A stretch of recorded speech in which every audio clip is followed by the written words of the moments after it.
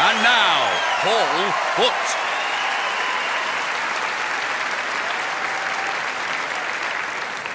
Hooked. Greetings.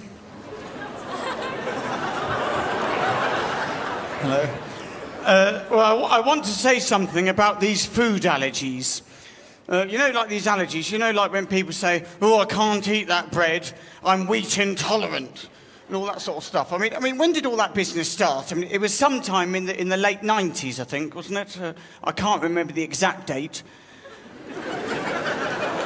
Was it the 14th of September, 1998? Yeah, think about it. I think that was the date that people stopped coping with bread. Prior to that, people had eaten bread successfully for thousands of years. Then suddenly people said, oh, I don't know, it's the late 90s, oh, I don't know if I can manage that. But I'm not going to stand here and have a go at the people with the allergies, because I'm a very compassionate person. And also, it's a genuine thing when people have the food allergies, isn't it? I mean, it's real. I mean, I don't understand it, but I mean, they're not making it up, are they? So these people have my full sympathy. All I am saying is that years ago, you would never have got away with it. I mean, let's say you're a soldier in the First World War. You're in the trenches, you haven't eaten for a couple of days because the supply lines are poor, and obviously you can't just pop out to the shops because the machine guns are firing overhead. And anyway, the First World War was very inconveniently placed for shops. That's one of the big weaknesses of that war, in my opinion. I mean, they call it the Great War, but it wasn't that great. I mean, it was mostly just stuck in a trench miles from the nearest Woolworths. The point is, you're in the trench. The only thing you can find to eat is a stale roll from a ditch. I mean, in that desperate hand-to-mouth situation, you simply do not have time to be wheat intolerant. I mean, you either eat the bread or you starve, don't you? I mean, it's not mentioned in the war records, is it? That's my point.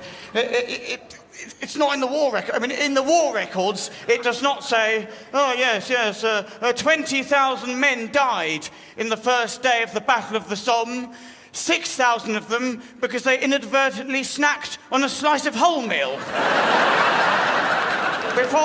before going over the top, and it disagreed with them most violently. Grains of wheat ricocheting around their bellies. Sesame seeds from a factory that uses nuts, causing a major hazard in no man's land. No, it's not.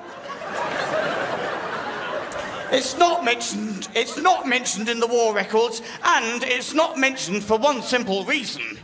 Because let's face it, those soldiers were heroes, weren't they? Well, let's just think for a moment about what those soldiers achieved in the war. I mean, they bravely digested wheat. They fought gluten. I mean, if there is anyone here who says to me that you are intolerant to wheat or milk or whatever, then what I say to you is, tolerate it! I mean, it's natural, it's got nutrients, it's vitamins, it's got food in it, I mean, you'll like it, just give it a go! I'm sure it's just total self-indulgence, all this business, isn't it? I don't think I'm going to make myself very popular with the food allergy people now. I've gone slightly further than I'd planned. I'm sure it is, though. I'm sure it is just because people can't be bothered with cooking proper meals anymore.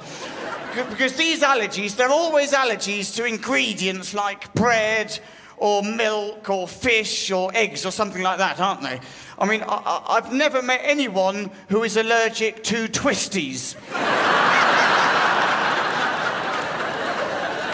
Or massive amounts of my Kit Kat. Look, even when you say to them, oh, are you sure you can eat that chocolate bar, Ursula? It says on the ingredients it contains milk solids.